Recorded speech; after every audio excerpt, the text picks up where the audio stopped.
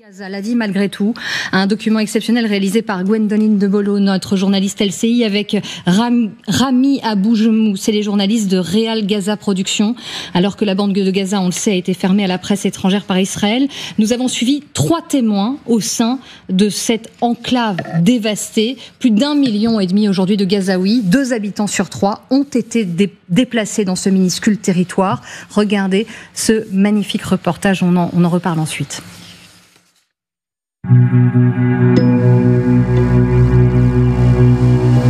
Voici à quoi ressemblait Gaza il y a encore 2 ans. Que dire aujourd'hui ? C'est la première question qui vient à l'esprit lorsqu'il faut qualifier le niveau de destruction dans l'enclave défigurée. Par endroits, il est équivalent à celui des villes allemandes durant la Seconde Guerre mondiale. Ces images en attestent, elles sont tournées par 2 journalistes avec qui nous avions l'habitude de travailler à Gaza, car l'enclave est désormais interdite à la presse étrangère. Le Hamas assume d'avoir englouti l'avenir des Gazaouis avec le pogrom du 7 octobre. Le gouvernement israélien assume sa guerre totale contre le mouvement islamiste et les dommages collatéraux. Derrière cette expression, l'État hébreu admet lui-même que 16 000 civils au moins ont été tués. Le ministère de la Santé, contrôlé par le Hamas, dénombre plus de 40 000 morts, dont 11 000 mineurs. La structure familiale gazaoui est à l'image de l'enclave, en ruine. Pour les familles qui sont encore en vie, c'est toute la normalité des choses qui a été soufflée. Avant la guerre, c'était le temps de la rentrée scolaire. Mais ce matin de septembre, Amir ramasse du nylon, des bouts de bois, n'importe quoi qui puisse faire démarrer le feu d'un four à pain. À 14 ans, Amir doit désormais travailler. Je travaille pour aider ma famille. Je fais du pain pour leur donner de l'argent. C'est pour ça que je travaille. Je travaille toute la journée jusqu'au soir au four pour gagner 15 shekels et rentrer. 15 shekels, 3,50 € par jour. Aujourd'hui, nombre d'enfants travaillent pour ces sommes dérisoires. Si tu veux rentrer, c'est bon. Ok. Tu peux rentrer ou aller sur ton stand, mais tu reviens demain matin tôt. Avant le 7 octobre, la quasi-totalité des enfants de Gaza étaient scolarisés.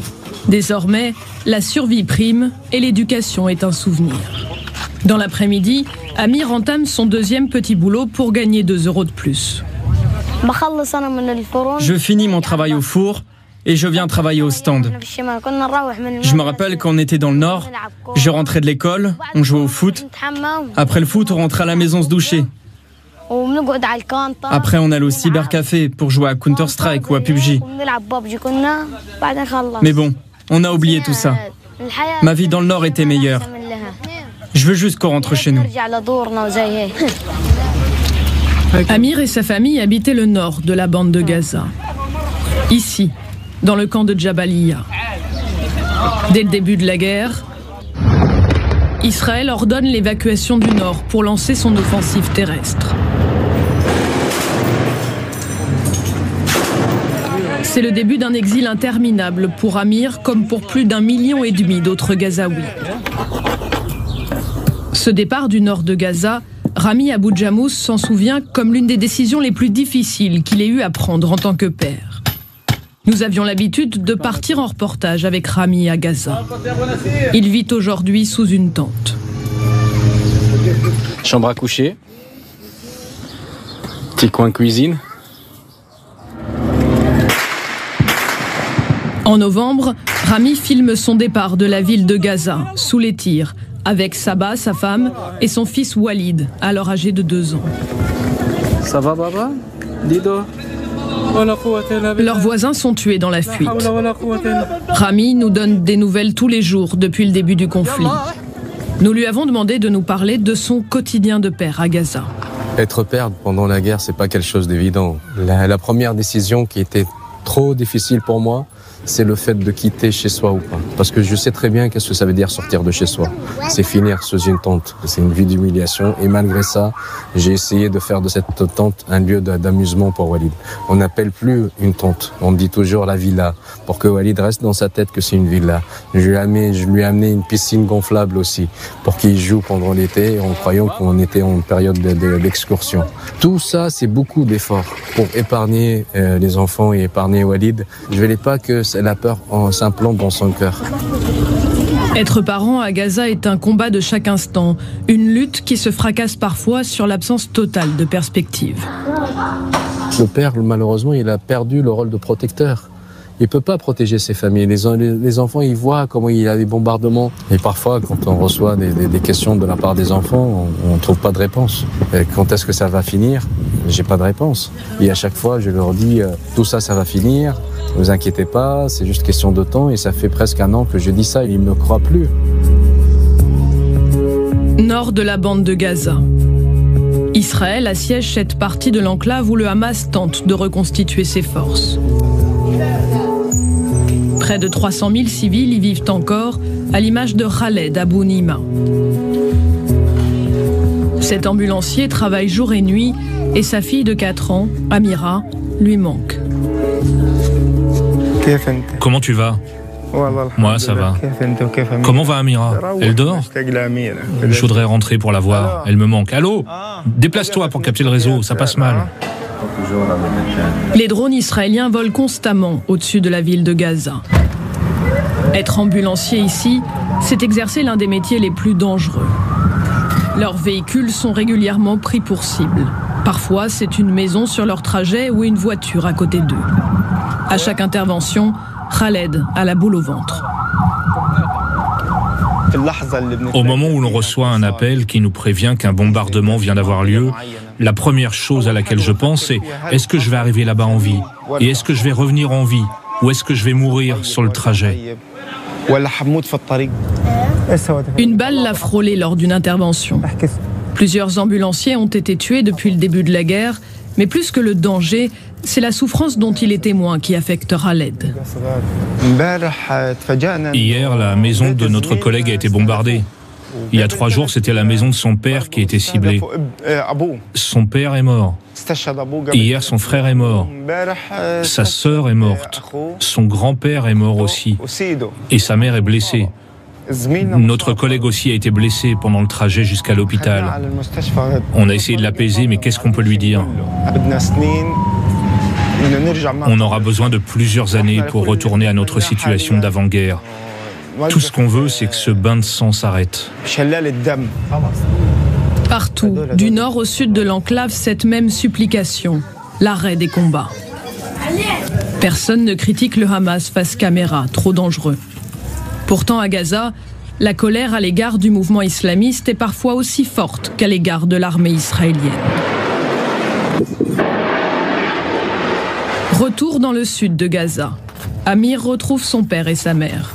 Il finit son interminable journée, ou du moins c'est ce qu'il pense. Tu peux aller voir où se passe la distribution et aller voir pour l'eau aussi. Tu es déjà fatigué de toute façon, ça ne changera pas grand-chose. Ok, je vais voir pour l'eau.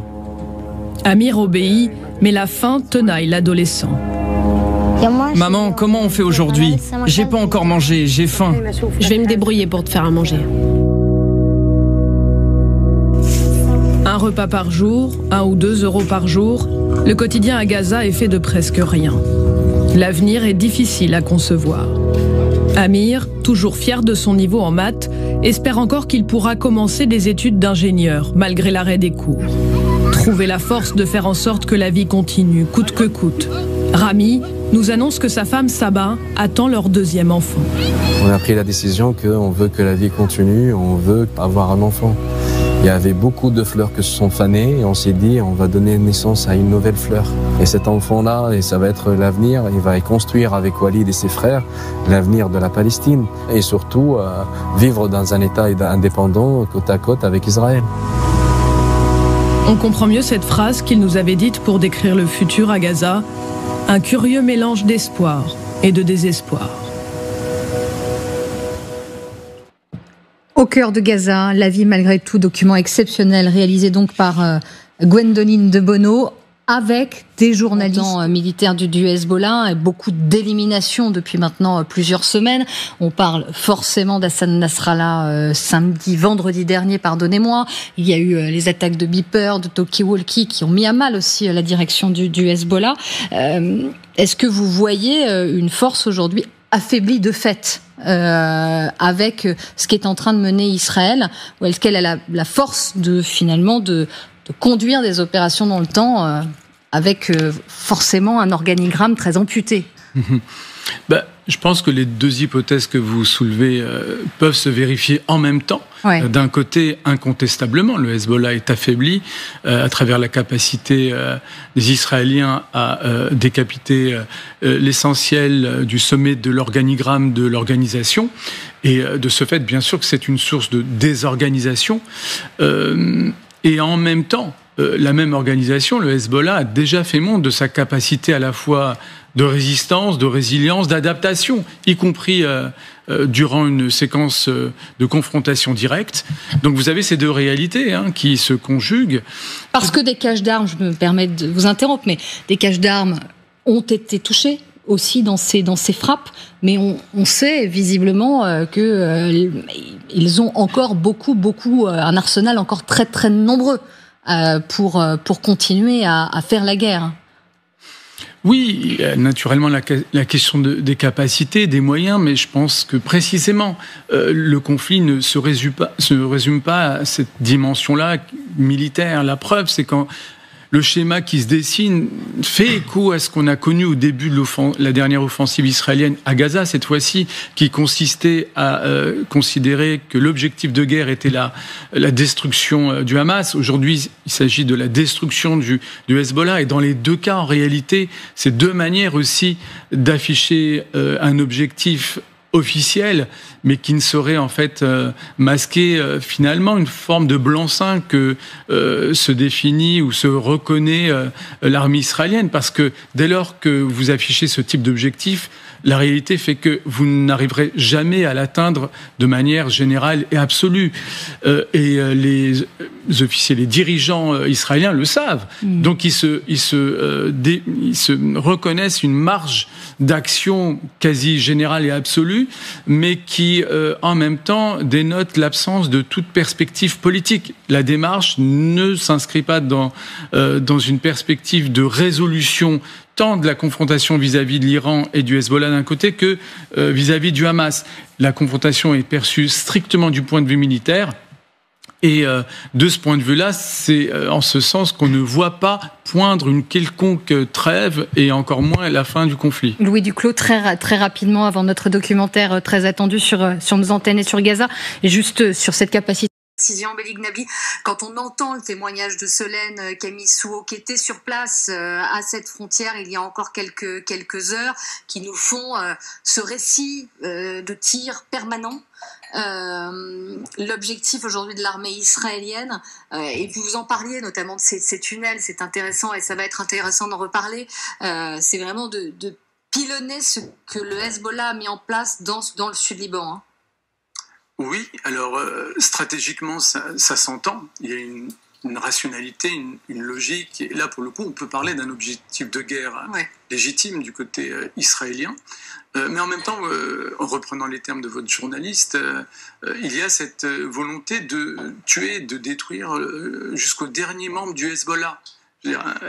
D'après ses propos, c'est des propos tenus officiellement également, et ce sont les mêmes que ceux appliqués aux membres du Hamas. Alors, on peut aussi l'entendre et l'imaginer dans la bouche de responsables qui veulent détruire leurs ennemis stratégiques, mais ça n'a pas de sens, en fait, dans la réalité des sociétés concernées. Je veux dire, on peut pas... Parce que vous dites qu'un responsable du Hezbollah, aujourd'hui tué, est remplacé... Ce sont des organes vivants, le Hamas comme le Hezbollah, en fait, ce sont des organes vivants. Vous tuez, vous décapitez la tête, ils trouveront une autre tête.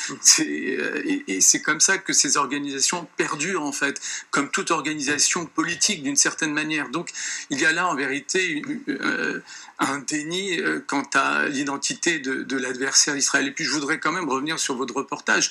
Vous l'avez qualifié d'exceptionnel, mais il est exceptionnel, effectivement, parce que la situation est exceptionnelle et qu'il vient déconstruire un narratif qu'on a entendu depuis toute cette année, à savoir notamment qu'il n'existait pas de situation exceptionnelle. Rappelez-vous que le discours de l'armée israélienne consistait à relativiser, pour le moins, la situation à Gaza, en considérant que finalement, il n'y avait même pas de crise humanitaire. Deuxième élément, ça ne date pas du 8 octobre ou du lendemain du massacre en Israël. Gaza était déjà dans une situation exceptionnelle et reconnue comme telle par les instances onusiennes.